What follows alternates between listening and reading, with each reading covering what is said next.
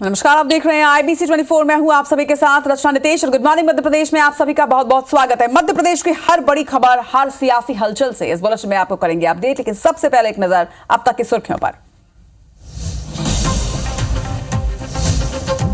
आज लगातार तीसरे दिन मध्य प्रदेश में हुंकार भरेंगे प्रधानमंत्री नरेंद्र मोदी। सतना और छतरपुर में करेंगे चुनावी प्रचार, नीमच में भी जनसभा को करेंगे संबोधित।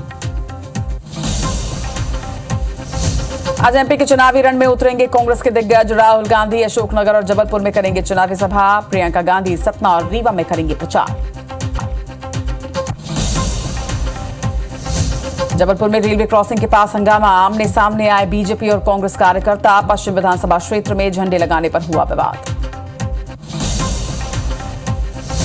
श्योपुर में विधायक बाबू जंडेल की कार दुर्घटनाग्रस्त, टक्कर के बाद पुलिया से लटकी कार में सवार नहीं थे बाबू जंडेल। इंदौर में डबल मर्डर से सनसनी, बेटे ने पिता और बहन को उतारा मौत के घाट। फरार आरोपी की तलाश में जुटी पुलिस।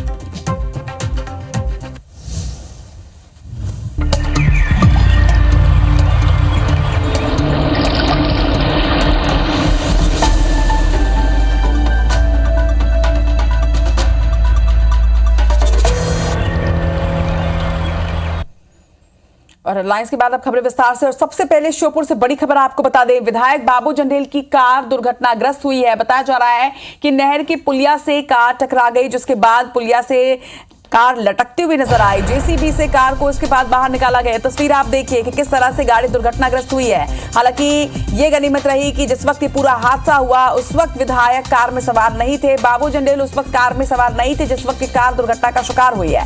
कार्यकर्ता को छोड़ने के लिए कार जा रही थी। हालांकि हादसे में किसी के हताहत होने की कोई खबर सामने नहीं आई है, लेकिन ये तस्वीर डरा देने वाली है। और ये समझना और ये कहना गलत नहीं होगा कि अगर कार में कोई सवार होता तो बड़ी दुर्घटना यहाँ पर हो सकती थी। लेकिन बड़ी खबर ये, बड़ा अपडेट ये कि इसमें उस वक्त विधायक सवार नहीं थे। स्वदेश भारद्वाज हमारे सहयोगी इस वक्त हमारे साथ जुड़ रहे हैं। स्वदेश, कैसे ये दुर्घटना पूरी हुई और इस वक्त अपडेट क्या है इस खबर पर?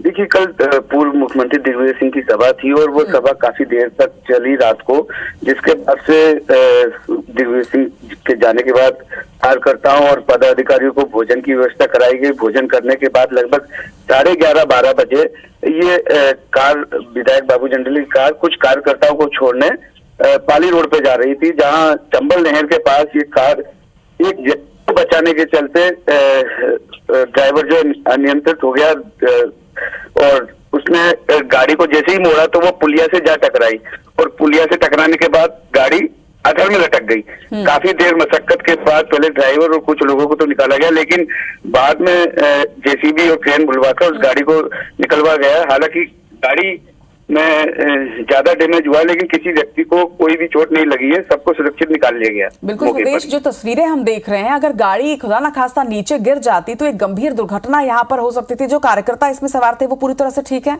ड्राइवर की बिल्कुल ठीक है? बिल्कुल, कार्यकर्ता पूरी तरह ठीक है, कोई को चोट नहीं आई है। यहाँ तक कि जो ड्राइवर नीचे कूद गया था उसको भी चोट नहीं आई, वो कूद के अपनी जान बचा के वापस ऊपर आ गया। और साथ ही मौके पे जैसी सूचना मिली तो विधायक भी पहुंचे थे, लेकिन उससे पहले ही गाड़ी निकाल ली गई थी और सबको सुरक्षित अपने अपने घर छोड़ के गाड़ी वापस रवाना हो गई थी। जी चलिए स्वदेश, तमाम जानकारी के लिए आपका बहुत बहुत शुक्रिया। तो श्योपुर में विधायक की कार दुर्घटनाग्रस्त हुई है, लेकिन गनीमत रही कि विधायक ना तो उसमें सवार थे और जो सवार थे उन्हें भी ज्यादा चोटें इसमें नहीं आई हैं। बढ़ेंगे आगे और जबलपुर से बड़ी खबर आपको बताएंगे, जहां पर भाजपा और कांग्रेसी कार्यकर्ता आपस में भिड़ते नजर आए, जिनके बीच विवाद हुआ है। दरअसल पश्चिम विधानसभा क्षेत्र में झंडे लगाने पर यह पूरा विवाद शुरू हुआ। बताया जा रहा है कि हाथीताल रेलवे क्रॉसिंग के पास हंगामा हुआ है। कांग्रेसी कार्यकर्ताओं पर अभद्रता का आरोप भी लगा है। बीजेपी महिला कार्यकर्ताओं ने कांग्रेसी कार्यकर्ताओं पर अभद्रता का आरोप लगाया। जब हंगामा बढ़ता गया तब मौके पर बीजेपी और कांग्रेस के प्रत्याशी भी पहुंचे और उसके बाद इस पूरे मामले को शांत कराया गया। तो विजेंद्र पांडे हमारे सहयोगी हमारे साथ जुड़ रहे हैं। विजेंद्र, जिस तरह से यहाँ पर कार्यकर्ता आपस में भिड़ते नजर आए, दरअसल पूरा मामला क्या था और किस तरह से पूरा मामला शांत हुआ? जी रचना, बताना चाहूंगा कि मध्य प्रदेश में कांटे की टक्कर वाली जो चुनिंदा सीटें हैं उनमें जबलपुर पश्चिम सीट भी शामिल है, जहां से 2 बार के विधायक पूर्व वित्त मंत्री तरुण भनोट कांग्रेस के प्रत्याशी हैं। तो बीजेपी ने अपने 4 बार के सांसद राकेश सिंह को इस चुनाव मैदान में उतारा है। कांटे की टक्कर वाली सीट है और पहली बार हम कहें कि यहाँ पर एक सियासी तलखी भी नजर आई है। पूरा वाकया इस तरह से है कि कल हाथीताल क्रॉसिंग के पास बीजेपी प्रत्याशी राकेश सिंह एक नुक्कड़ सभा को संबोधित कर रहे थे और जो महिला कार्यकर्ता उस मंडल की थी वो आसपास के घरों में झंडे लगा रही थी। इस दौरान जो कांग्रेस के कुछ कार्यकर्ता थे जो वहां निवास करते थे, उन्होंने बिना अनुमति झंडे लगाए जाने पर उन्हें रोका, उनसे अनुमति मांगी और इस दौरान दोनों के बीच में वाद विवाद शुरू हो गया और हंगामा इतना बड़ा कि बताया जा रहा है कि कुछ तलखी जो है वो बढ़ गई और जम के दोनों पक्षों के बीच में विवाद हुआ। हालांकि भाजपा की महिला कार्यकर्ताओं का ये आरोप है कि कांग्रेस के कार्यकर्ताओं ने उनके साथ बदसलूकी की, उनको अपशब्द कहे और इस मामले की शिकायत गोरखपुर थाने में भी की गई है। इधर बीजेपी के प्रत्याशी राकेश सिंह और कांग्रेस प्रत्याशी तरुण भनोट के भाई गौरव भनोट भी मौके पर पहुंचे। हालांकि पुलिस की ओर से मामले की निष्पक्ष जांच की बात कही जा रही है। चलिए, तमाम जानकारी के लिए आपका बहुत बहुत शुक्रिया विजेंद्र। चुनावी रण में जहां प्रत्याशी आमने सामने हैं तो वहीं मैदान में प्रचार के दौरान किस तरह से कार्यकर्ता आमने सामने भिड़ते हुए नजर आए, ये तस्वीर भी सामने आई। हालांकि बाद में प्रत्याशी के पहुंचने के बाद मामले को शांत करवाया गया। और अब रुक करेंगे कुछ और खबरों की ओर। इंदौर में डबल मर्डर का मामला सामने आया है। हत्या के मामले में कई सनसनीखेज खुलासे हो रहे हैं। बताया जा रहा है कि कलियुगी बेटे ने सिर पर हमला कर हत्या को अंजाम दिया गया था। हत्या करने के बाद भी आरोपी घर में ही रह रहा था। शवों से बदबू आने पर घर में टेल्कम पाउडर छिड़कता था आरोपी। पिता और बहन की अलग अलग जगह पर हत्या की गई थी। हत्या के बाद शवों को घसीटकर एक जगह पर रखा, ये भी जानकारी सामने आ रही है। वहीं दूसरी बहन के घर आने पर हत्या का पूरा खुलासा जो है वो हुआ। फरार आरोपी बेटे की तलाश इस वक्त भी जारी है। संयुक्तागंज थाना क्षेत्र की घटना है। तो इंदौर में डबल मर्डर से किस तरह से सनसनी है। हालांकि अभी तक आरोपी जो है वो गिरफ्त से बाहर है। ज्यादा डिटेल जानकारी के साथ हमारी सहयोगी निहारिका इस वक्त हमारे साथ जुड़ रही है। निहारिका, कलियुगी बेटे ने किस तरह से हत्या को अंजाम दिया और उसके साथ ही कई खुलासे हो रहे हैं, क्या क्या खुलासे हुए हैं अब तक, उस पर जानकारी दीजिएगा।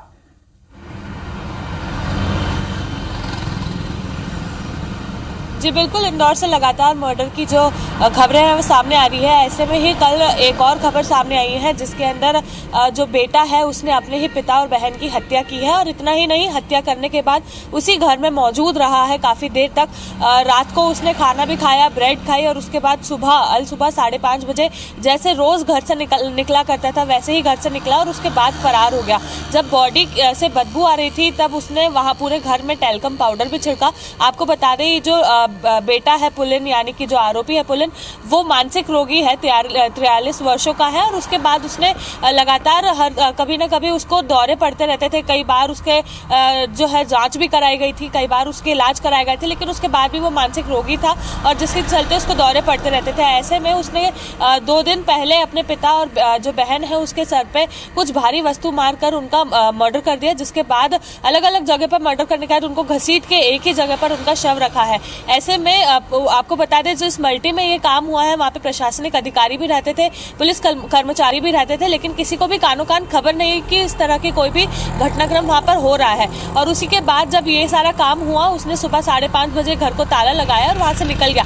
हालांकि मामले का खुलासा तब हुआ जब तीसरी बेटी उनकी मीरा वहाँ घर पहुंची। ताला लगे रहने के बाद उसने पुलिस स्टेशन सीधा जाकर गुमशुदगी की रिपोर्ट दर्ज कराई। पुलिस ने जब जाकर ताला तोड़ा, घर खोला तो पता चला कि अंदर 2 शव पड़े हैं। और जब शवों की जांच की गई तो वो रमा, जो कि उसकी बहन थी, और जो पिता है कमल, उनका निकला है। और उसके बाद से लगातार पुलिस मामले की तलाश कर रही है। हालांकि जब सीसीटीवी कैमरा फुटेज निकाला गया तो उसमें सुबह 5:30 बजे जो आरोपी है पुलिन, वो लाल कलर के स्कूटर पर जाते हुए भी नजर आ रहा है। इस तरह से पूरी तरह से पुलिस जो है वो फिलहाल मामले की जांच कर रही है और आरोपी फरार है।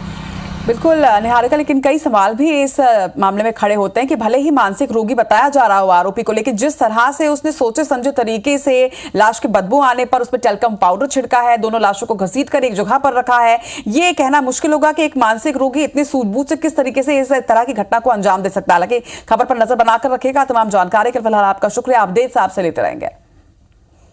तो एक सनसनीखेज मामला है। हालांकि आरोपी अभी भी पुलिस की गिरफ्त से बाहर है। देखना होगा कि कब तक गिरफ्तारी इस पूरे मामले में होती है। अब एक बार फिर से कुछ सियासी खबरों की ओर रुख करेंगे। भोपाल से आपको खबर बता दें, जहां पर प्रधानमंत्री नरेंद्र मोदी एक बार फिर से मध्य प्रदेश पर पहुंच रहे हैं।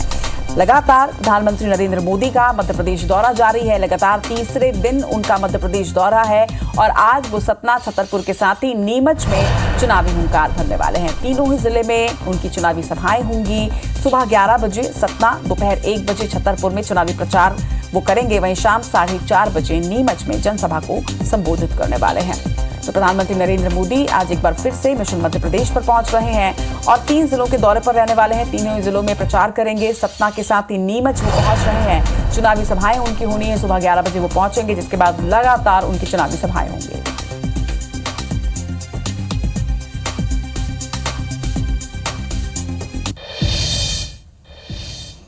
इधर मध्य प्रदेश में कांग्रेस ने भी अपनी पूरी ताकत झोंक दी है। कांग्रेस सांसद राहुल गांधी और प्रियंका गांधी आज मध्य प्रदेश के दौरे पर रहने वाले हैं। राहुल गांधी अशोकनगर और जबलपुर में प्रचार करेंगे, तो वहीं प्रियंका गांधी सतना और रीवा में प्रचार की कमान संभालने वाली हैं, जनसभा को संबोधित करने वाली हैं।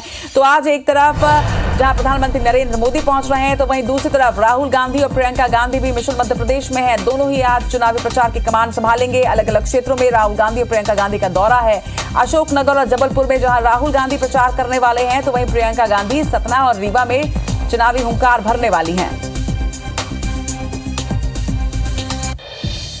तो सिर्फ नरेंद्र मोदी, राहुल गांधी और प्रियंका गांधी का ही दौरा नहीं, बल्कि कई दिग्गजों का दौरा आज मध्य प्रदेश और छत्तीसगढ़ में होने वाला है। मध्य प्रदेश की हम बात कर रहे हैं तो असम के सीएम हेमंत बिस्वा शर्मा राजगढ़ के 4 विधानसभाओं में आज सभा करने वाले हैं। वहीं माखन नगर और इटारसी में स्मृति ईरानी का दौरा है। भोपाल दक्षिण पश्चिम विधानसभा में आज रोड शो हेमंत बिस्वा शर्मा करने वाले हैं। इधर समाजवादी पार्टी के राष्ट्रीय अध्यक्ष अखिलेश यादव सिंगरौली, पन्ना और छतरपुर जिले में सभा करने वाले हैं। तो देखिए सभी पार्टियों ने किस तरह से अपनी अपनी ताकत झोंक दी है। मध्य प्रदेश के चुनावी रण में आज कौन कौन से दिग्गज हैं, ये आप सीधे आपके टीवी स्क्रीन पर देख रहे हैं। मुख्यमंत्री शिवराज सिंह चौहान आगर मालवा, शिवपुरी, दतिया और ग्वालियर में कार्यक्रमों में शामिल होंगे। तो वहीं बीजेपी प्रत्याशियों के पक्ष में चुनावी प्रचार करेंगे। दूसरी तरफ आज ज्योतिरादित्य सिंधिया खंडवा, धार, देवास और रायसेन के साथ ही भोपाल में सभा को संबोधित करेंगे। वहीं कांग्रेस के प्रदेश अध्यक्ष कमलनाथ सागर जिले के बंडा, राहतगढ़ और बड़ा मलहरा में आज सभा को संबोधित करने वाले हैं। तो मध्य प्रदेश के चुनावी रण में आज ये तमाम दिग्गज उतरने वाले हैं। वहीं मध्य प्रदेश विधानसभा चुनाव के बीच कांग्रेस के सैकड़ों मुस्लिम युवकों ने गृह मंत्री डॉक्टर नरोत्तम मिश्रा के समक्ष भाजपा की सदस्यता ग्रहण कर ली है। सभी मुस्लिम युवकों ने नरोत्तम मिश्रा के विकास कार्यों से प्रभावित होकर भाजपा के दामन को थामने की बात कही। ये सभी मुस्लिम युवक स्वयं चलकर भाजपा कार्यालय पहुंचे थे और भाजपा प्रदेश कार्य समिति सदस्य सुकर्ण मिश्रा ने इन्हें भाजपा का गमछा पहनाकर उनका पार्टी में स्वागत किया। सैकड़ों लोग आए जो कि हमारे मिश्रा जी हैं, डॉक्टर नरोत्तम मिश्रा जी। दतिया के विकास को देखते हुए हम लोग सारे मुस्लिम समाज के लोग उनके काम को प्रभावित देख के आए हैं। कांग्रेस पार्टी जो पार्टी है वो बस सिर्फ बदमाशी के अलावा कुछ नहीं है उसमें, और उनका खुद का कुछ नहीं है, बदमाशी का फंडा है, कुछ नहीं है और उनका कुछ काम नहीं है। और हम लोग दादा के काम से प्रभावित होकर, दादा के विकास को देखते हुए हम लोग सब मुस्लिम समाज के लोग आगे बढ़े हैं। मध्य प्रदेश में चुनावी बिगुल बजने के बाद जिले में अलग अलग राजनीतिक दलों के स्टार प्रचारकों के पहुंचने का दौर लगातार जारी है। इसी क्रम में बहुजन समाज पार्टी की राष्ट्रीय अध्यक्ष मायावती भी रीवा पहुंची हैं, जिन्होंने आयोजित जनसभा में बीएसपी के सभी प्रत्याशियों के पक्ष में वोट करने की अपील की। तो वहीं कांग्रेस और बीजेपी पर जमकर निशाना भी साधा। मायावती ने चुनावी जनसभा को संबोधित करते हुए कहा कि उन्होंने किसी दल से समझौता नहीं किया है। मायावती ने उत्तर प्रदेश के पिछले चुनाव में हार का कारण ईवीएम को भी बताया, साथ ही कांग्रेस और बीजेपी पर आरक्षण विरोधी बताया। पूरा प्रयास करना है। महिलाओं को जो 33% आरक्षण देने की व्यवस्था की गई है, तो उसमें SC, ST व OBC की महिलाओं को अलग से कुछ भी आरक्षण नहीं दिया गया है। सभी विरोधी पार्टियों की सरकारों की जातिवादी, पूंजीवादी व संकीर्ण मानसिकता के तहत बनाई गई गलत नीतियों एवं गलत कार्य प्रणाली को ही काफी हद तक जिम्मेदार मानकर चलती है। मध्य प्रदेश में भारतीय जनता पार्टी धुआंधार चुनाव प्रचार कर रही है और प्रधानमंत्री नरेंद्र मोदी विरोधी दलों पर ताबड़तोड़ प्रहार भी कर रहे हैं। पीएम मोदी ने बुधवार को दमोह, गुना और मुरैना में चुनावी सभाएं की और इस दौरान उन्होंने कोरोना काल और केंद्र सरकार की उपलब्धियों को गिनाया। इसके साथ ही ये भी कहा कि गरीबों को योजनाओं का लाभ मिलता रहे, इसके लिए डबल इंजन की सरकार बनानी पड़ेगी। पीएम मोदी ने यह भी कहा कि गलती से कांग्रेस की सरकार आ गई तो 85% कमीशन तय है। उन्होंने तंज कसा कि कांग्रेस की सरकार में प्रधानमंत्री रिमोट से चलते थे और अब कांग्रेस के अध्यक्ष भी रिमोट से चलते हैं। पीएम ने यह भी कहा कि पहले आतंकी हमारे सैनिकों के सर काट कर ले जाते थे और कांग्रेसी केवल बयान देते थे, मगर आज का भारत नया भारत है। जब यहां पूर्ण बहुमत की भाजपा की डबल इंजन की सरकार फिर बनेगी। अगर यहां कदम कदम पर मोदी के काम को रोकने वाली सरकार होगी तो इससे एमपी पिछड़ जाएगा। इसलिए दमोह सहित पूरे बुंदेलखंड की हर सीट, हर बूथ पर कमल का फूल खिलना चाहिए। मध्य प्रदेश के लोगों को, यहाँ के युवाओं को कांग्रेस से सावधान रहना है। कांग्रेस के किसी नेता ने कहा हो कि भाई वोकल फॉर लोकल, स्थानीय उत्पाद खरीदो, कभी बोला है क्या?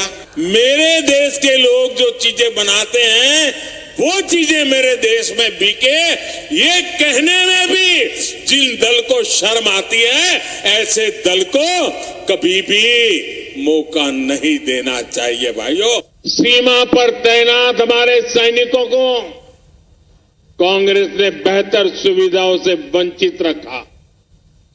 आतंकी हमारे सैनिकों के सिर काट करके ले जाते थे और कांग्रेस सरकार हाथ पे हाथ रख करके बैठी रहती। लेकिन आज का भारत नया भारत है।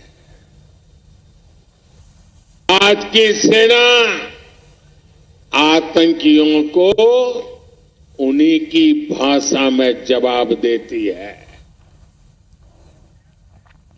छिंदवाड़ा के लालबाग चौक और बोरिया के पूर्व मुख्यमंत्री कमलनाथ ने चुनावी सभा को संबोधित किया। इस दौरान कमलनाथ ने मुख्यमंत्री शिवराज सिंह चौहान और बीजेपी पर जमकर निशाना भी साधा। कमलनाथ ने कहा कि उज्जैन में महाकाल लोक निर्माण में घोटाला हुआ, पटवारी भर्ती में घोटाला हुआ, नर्सिंग घोटाला सहित सैकड़ों योजनाओं में भ्रष्टाचार किया गया है। मुख्यमंत्री शिवराज सिंह चौहान की घोषणाओं तक सीमित होती हैं या फिर कागजों में ही सिमट कर रह जाती हैं। कमलनाथ ने यह भी कहा कि हमने किसानों का कर्जा माफ किया है। भाजपा को ये रास नहीं आया और उन्होंने सरकार को गिरा दिया।